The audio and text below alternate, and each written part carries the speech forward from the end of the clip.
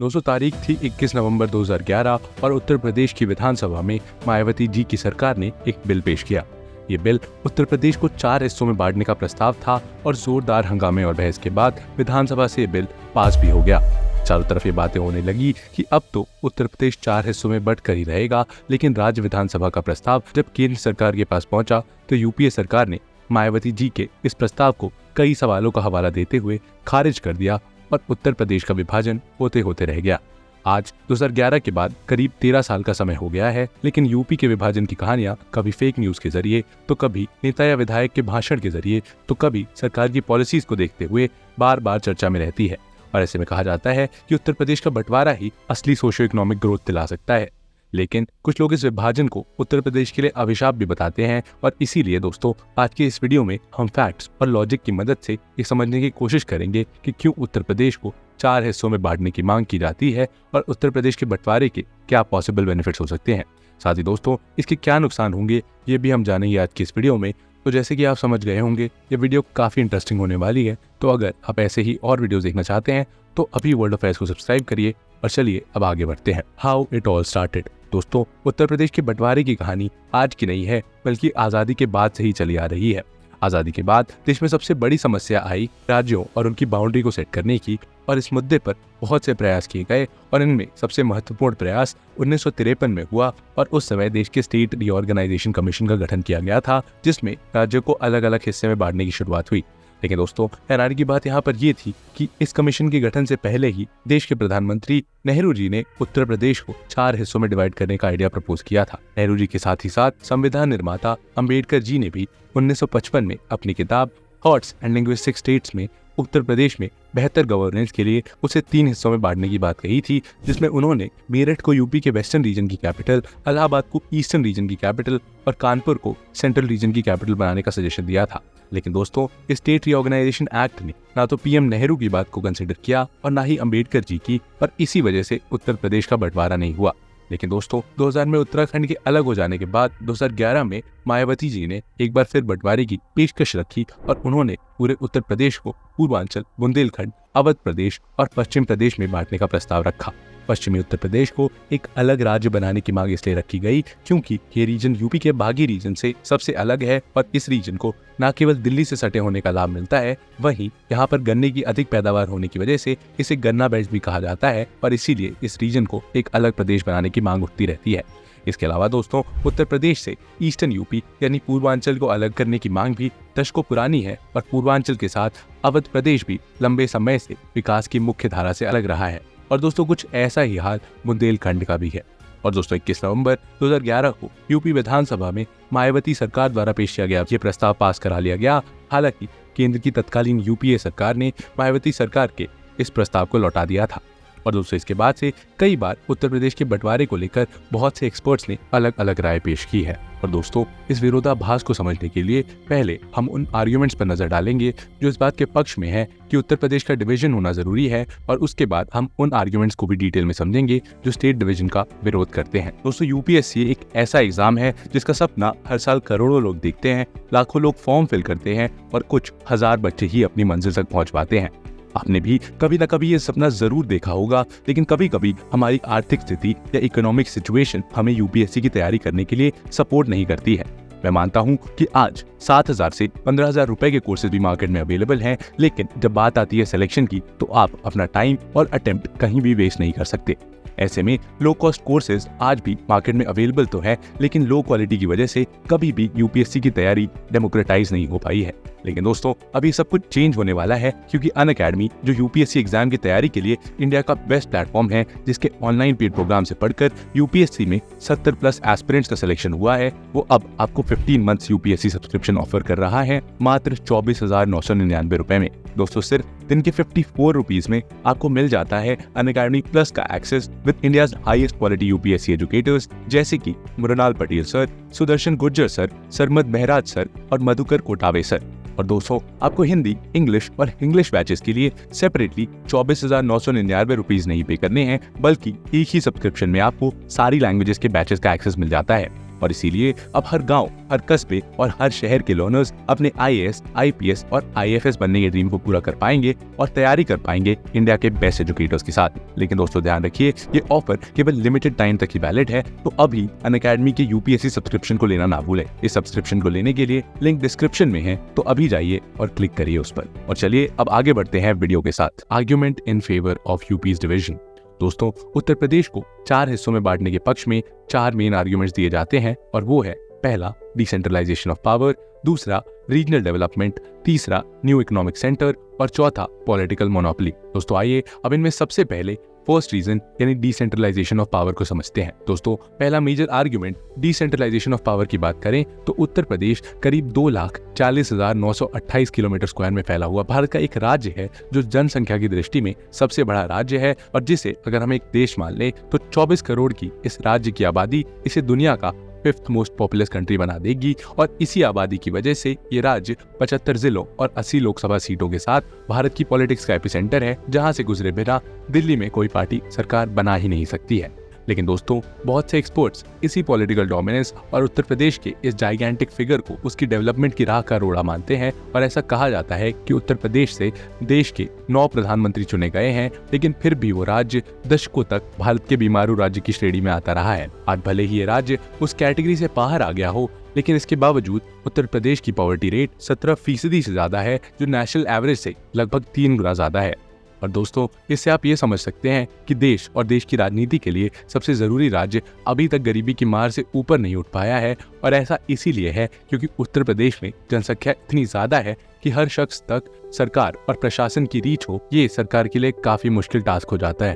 और दोस्तों यही वजह है कि लोग उत्तर प्रदेश को बांटने की वकालत करते हैं, और वो कहते हैं कि राज्य की इतनी बड़ी जनसंख्या को कि जब तक एक ही एडमिनिस्ट्रेटिव और सेंट्रलाइज पावर से इसे रन किया जाएगा, तब तक यहाँ पर डेवलपमेंट कर पाना बहुत ही मुश्किल है। और इसीलिए आर्ग्यूमेंट यूपी के डिवीजन के पक्ष में दिया जाता है कि उत्तर प्रदेश की इतनी बड़ी जनसंख्या के लिए पावर का डिसेंट्रलाइजेशन होना बहुत ही जरूरी है, जिससे छोटे एडमिनिस्ट्रेटिव यूनिट्स बने। और एक्सपर्ट्स ऐसा कहते हैं कि small administrative units local issues को रिजॉल्व करने में और सर्विस डिलीवर करने में ज्यादा एफिशिएंट होते हैं, और यही पावर का डिसेंट्रलाइजेशन और एफिशिएंट एडमिनिस्ट्रेशन यूपी के बंटवारे की पहली वजह बनता है। दोस्तों दूसरा आर्ग्यूमेंट जो दिया जाता है वो है रीजनल डेवलपमेंट। दोस्तों आज उत्तर प्रदेश को जिस आधार पर 4 हिस्सों में बांटा जा रहा है, उसमें कल्चरल और लिंग्विस्टिक रीजंस भी हैं। दोस्तों क्योंकि जहां एक तरफ पूर्वांचल का कल्चर अलग है, तो वहीं दूसरी ओर बुंदेलखंड बिल्कुल ही अलग है। जहां पूर्वांचल में भोजपुरी बोली जाती है, तो वहीं बुंदेलखंड में बुंदेली, और इसके अलावा दोनों जगहों में सांस्कृतिक भिन्नताएं भी काफी ज्यादा है।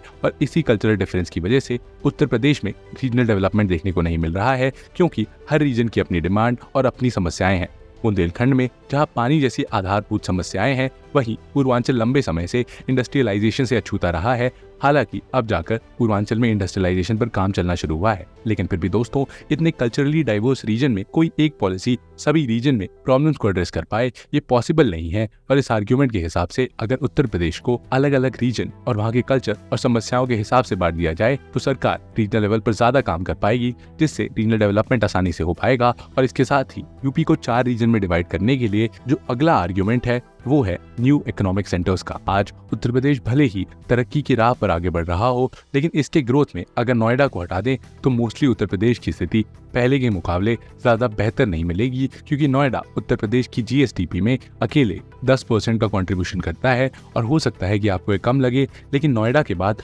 दूसरे नंबर पर आता है लखनऊ, जो कि उत्तर प्रदेश की GSDP में सिर्फ 4% कंट्रीब्यूशन करता है। अब इसके बाद बाकी जिलों का अंदाजा आप खुद ही लगा सकते हैं, और इसीलिए नोएडा को छोड़कर राज्य के बाकी हिस्सों में फॉर्मल जॉब्स की बहुत कमी है, जिस वजह से उत्तर प्रदेश से माइग्रेट करके लाखों लोगों को नोएडा या दिल्ली का रुख करना पड़ता है, जिससे नोएडा जैसी सिटीज पर एक्स्ट्रा प्रेशर पड़ता है। दोस्तों अगर आप महाराष्ट्र का एग्जाम्पल लें तो भले ही मुंबई वहाँ का इकोनॉमिक सेंटर है, लेकिन महाराष्ट्र में मुंबई अकेला नहीं है, बल्कि नागपुर, पुणे और औरंगाबाद जैसे शहर भी इकोनॉमिक सेंटर्स हैं। इसीलिए ऐसा कहा जा रहा है कि अगर उत्तर प्रदेश को 4 हिस्सों में डिवाइड किया जाता है, तो हर राज्य के पास अपना खुद का इकोनॉमिक सेंटर डेवलप करने की मजबूरी होगी, जिससे उत्तर प्रदेश के बहुत से ऐसे पोटेंशियल वाले रीजन उभर कर सामने आएंगे जो इस समय शायद इग्नोर किए जा रहे हैं। इकोनॉमिक सेंटर की वजह से 4 हिस्सों में उत्तर प्रदेश का ये बंटवारा अलग अलग रीजन में इंफ्रास्ट्रक्चर डेवलपमेंट के लिए बहुत ही जरूरी है, क्योंकि हर रीजन के पास अपना एक अलग बजट होगा, जिससे वो अपने यहाँ आसानी से इंफ्रास्ट्रक्चर डेवलप कर पाएंगे,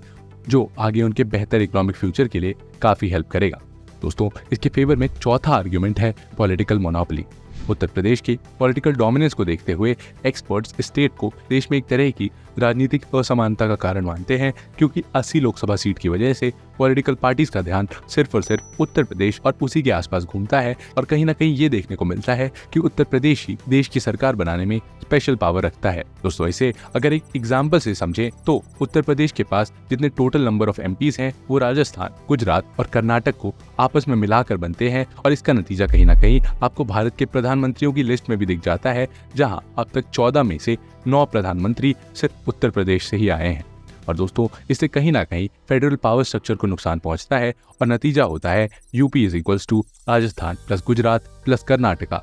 दोस्तों इसकी सबसे बड़ी वजह उत्तर प्रदेश और नॉर्थ इंडिया के हिंदी बेल्ट वाले राज्य हैं, जहां से देश की पॉलिटिक्स पर असर पड़ता है और यहीं से देश के लीडर्स चुने जाते हैं और यही लोग पूरे देश के लिए फैसले भी लेते हैं। ऐसे में इनके फैसले क्वेश्चनेबल हो सकते हैं, क्योंकि देश के दूसरे कोने में जो चल रहा है उससे मेजॉरिटी ऑफ द गवर्नमेंट अनजान है, क्योंकि सरकार में वहां के लोगों का कोई खासा रिप्रेजेंटेशन नहीं है। इसीलिए दोस्तों अगर उत्तर प्रदेश को 4 हिस्सों में डिवाइड किया जाता है तो ये 80 सीटों वाली पॉलिटिकल डोमिनेंस कम होगी, जिससे देश के सभी राज्यों का रिप्रेजेंटेशन इक्वल हो जाएगा और पॉलिटिकल पार्टीज सिर्फ उत्तर प्रदेश को ही चेज नहीं करेंगी और इससे नेशनल पॉलिटिक्स के साथ उत्तर प्रदेश का भी फायदा होगा, क्योंकि आज कास्ट, रीजन और रिलीजन के नाम पर देश की सबसे बड़ी जनसंख्या को मोबिलाइज करके सभी पॉलिटिकल पार्टीज वोट बैंक में बदलने का काम कर रही है। और ऐसे में ये माना जाता है कि अगर 4 अलग राज्य होते हैं तो वहाँ के लोग अपने रीजन की ग्रोथ, डेवलपमेंट और एम्प्लॉयमेंट को क्लियरली देख पाएंगे। लेकिन दोस्तों हर सिक्के के 2 पहलू होते हैं और इस विभाजन के भी 2 पहलू हैं। आइए अब उस दूसरे पहलू पर नजर डालते हैं, यानी उस आर्ग्यूमेंट को भी समझते हैं जो कि उत्तर प्रदेश के डिवीजन के अगेंस्ट है। Argument against the division of UP. दोस्तों अगर मैं आपसे कहूं कि उत्तर प्रदेश के बंटवारे से सब कुछ ठीक हो जाएगा तो ये बात पूरी तरीके से सही नहीं है, क्योंकि साल 2000 में उत्तर प्रदेश को पहले भी एक बार बांटा जा चुका है और जो लोग यूपी को बांटने के खिलाफ हैं उनका सबसे प्राइम आर्ग्यूमेंट भी यही है कि हमारे पास स्टेट डिवीजन का एक बैड एक्सपीरियंस है, bad experience of state division. दोस्तों साल 2000 में भारत के 3 बड़े राज्य में से 3 नए राज्य अलग हुए। उत्तर प्रदेश से अलग हुआ उत्तराखंड, बिहार से अलग हुआ झारखंड और मध्य प्रदेश से अलग हुआ छत्तीसगढ़। लेकिन दोस्तों अगर इन तीनों राज्यों के करंट सिनेरियो पर आप नजर डालेंगे तो आज करीब 24 साल बाद भी इन तीनों अलग राज्यों में डेवलपमेंट, इंफ्रास्ट्रक्चर और सोशियो इकोनॉमिक ग्रोथ में कुछ खासा बदलाव नहीं आया है, बल्कि इसके उलट उसके पेरेंट स्टेट की हालत अब और भी खराब हो गई है, क्योंकि उत्तराखंड, झारखंड और छत्तीसगढ़ तीनों नेचुरल रिसोर्सेज से रिच स्टेट हैं, जिनके सेपरेट हो जाने से पेरेंट स्टेट के पास नेचुरल रिसोर्सेज की कमी हो गई है, जिस वजह से आज जब पूरे इंडिया में इंडस्ट्रियलाइजेशन तेजी से हो रहा है तो देश के इन 3 बड़े राज्यों उत्तर प्रदेश, बिहार और मध्य प्रदेश के पास इंडस्ट्री लगाने के लिए नेचुरल रिसोर्सेज मौजूद नहीं है, जो उन्हें डेवलपमेंट की सीढ़ी में एक स्टेप पीछे खींच लेता है। और दोस्तों जिस स्टेट के पास ये रिसोर्सेज हैं वहाँ पुअर इंफ्रा और पुअर मैनेजमेंट की वजह से वो इन रिसोर्सेज का इस्तेमाल अपनी ग्रोथ के लिए नहीं कर पा रहे हैं। और दोस्तों यही नहीं, अगर उत्तराखंड का एग्जांपल लें तो इकोनॉमिक टाइम्स के एक आर्टिकल के अकॉर्डिंग उत्तर प्रदेश से अलग होने पर उत्तराखंड में करप्शन का स्तर पहले से अधिक हो चुका है, क्योंकि छोटा राज्य होने की वजह से राज्य के महत्वपूर्ण पोजीशंस पर पार्टी के अपने ही लोग होते हैं जो रिसोर्सेज का ज्यादा से ज्यादा दोहन करते हैं। इन एग्जाम्पल्स का हवाला देकर ऐसा कहा जाता है कि अगर उत्तर प्रदेश को 4 हिस्सों में बांटा जाएगा तो पॉसिबल है कि ये चारों स्टेट या तो नेचुरल रिसोर्सेज की कमी की वजह से या फिर इंफ्रा और मैनेजमेंट में कमजोर होने की वजह से वो इकोनॉमिक डेवलपमेंट हासिल नहीं कर पाएंगे जिनकी अपेक्षा उनसे की जा रही है। और दोस्तों इसके बाद अगला आर्ग्यूमेंट है tax collection and revenue loss. दोस्तों इसे हम ऐसे समझ सकते हैं कि आज इंडिया में जहां महाराष्ट्र, गुजरात और तेलंगाना जैसे वेल्दी स्टेट हैं, तो वहीं बिहार और झारखंड जैसे लेस वेल्दी स्टेट्स भी हैं। ऐसे में दोस्तों सेंट्रल गवर्नमेंट रिचर रीजन्स में ज्यादा टैक्स कलेक्ट करके उसका इस्तेमाल उन पुअर रीजन में करती है जिसके पास ज्यादा टैक्स कलेक्शन और ज्यादा रेवेन्यू जनरेट नहीं होता है। अब इसी लॉजिक को अगर हम उत्तर प्रदेश में भी लगाकर देखें तो उत्तर प्रदेश की सरकार भी नोएडा, लखनऊ और कानपुर जैसे रिचर रीजन से ज्यादा टैक्स इकट्ठा करके देवरिया और बलिया जैसे लेस वेल्दी डिस्ट्रिक्ट्स में विकास में लगाती है। और ऐसे में अगर उत्तर प्रदेश को 4 अलग रीजन में बांट दिया जाए तो जिस रीजन में नोएडा और गाजियाबाद जैसे जिले आएंगे वहां तो डेवलपमेंट तेजी से होगा, लेकिन जिस हिस्से में सिर्फ लेस वेल्दी डिस्ट्रिक्ट आएंगे उनके लिए टैक्स कलेक्शन से रेवेन्यू जनरेट करना बहुत मुश्किल हो जाएगा, जिससे वो रीजन या वो स्टेट सेंट्रल गवर्नमेंट पर एक्स्ट्रा प्रेशर डालेंगे। Burden on the Indian economy. दोस्तों 4 राज्यों के बनने के साथ एक बड़ा सवाल उनके इंफ्रास्ट्रक्चर पर लगने वाले खर्च का भी है। और ये आर्ग्यूमेंट हर बार दिया जाता है जब भी भारत में 2 स्टेट्स को बांटने की बात की जाती है, क्योंकि ऐसा कहा जाता है कि कोई भी नया स्टेट बनने के लिए राज्य की सीमा निर्धारण में गवर्नमेंट ऑफिसर्स, पुलिस फोर्सेस और इन सब का प्रॉपर बंटवारा करना पड़ेगा। और साथ ही हर राज्य की राजधानी, स्टेट असेंबली और उसकी राजधानी के लिए इंफ्रास्ट्रक्चर को नए सिरे से डेवलप करना पड़ेगा, जिसमें बहुत बड़ा गवर्नमेंट फंड लगेगा। इससे साफ है कि दोस्तों, अगर नए राज्य बनते हैं तो वहाँ सभी तरह की गवर्नमेंट बिल्डिंग्स, ऑफिसर होम्स और पूरा का पूरा इंफ्रास्ट्रक्चर बिल्ड करना होगा, जो स्टेट के साथ ही साथ देश की इकोनॉमी पर नेगेटिव इम्पैक्ट डालेगा। और इन इंफ्रास्ट्रक्चर को क्रिएट करने में सिर्फ फंड्स ही नहीं, काफी समय भी लगेगा। इसीलिए ऐसा कहा जाता है दोस्तों कि अभी फिलहाल उत्तर प्रदेश को अलग अलग राज्यों में बांटने का आइडिया सही नहीं होगा। कंक्लूजन, वैसे देखा जाए तो उत्तर प्रदेश के 4 हिस्सों में बंटवारे के पक्ष में जो भी आर्ग्यूमेंट या लॉजिक दिए जा रहे हैं वो अपने आप में कहीं ना कहीं सही है। लेकिन अभी भारत जिस इकोनॉमिक ग्रोथ को हासिल करके खुद को डेवलप कंट्री बनाने में लगा हुआ है, ऐसे में 4 नए राज्यों का क्रिएशन देश की अर्थव्यवस्था पर एक प्रेशर भी बिल्ड कर सकता है, जिसका असर भारत की ग्रोथ रेट में भी देखने को मिलेगा। अब क्योंकि बतौर स्टेट उत्तर प्रदेश अपने आप में भी इंडिया की जीडीपी में 8% से ज्यादा कंट्रीब्यूट करता है, इसलिए दोस्तों अगर स्टेट का बंटवारा होता भी है तो उससे पहले इन सभी पहलुओं को भी गौर से देखना होगा। वैसे आपके अकॉर्डिंग क्या यूपी को 4 भागों में डिवाइड कर देना चाहिए या फिर उसे जैसा वो है वैसा ही रहने देना चाहिए? क्या है आपके ओपिनियंस, जरूर बताइए कमेंट सेक्शन में। और अगर आप ऐसे ही और इन्फॉर्मेटिव और इंटरेस्टिंग वीडियोस देखना चाहते हैं तो वर्ल्ड अफेयर्स को जरूर सब्सक्राइब करिए। मिलते हैं आपसे ऐसे ही एक और इंटरेस्टिंग वीडियो के साथ, तब तक के लिए जय हिंद।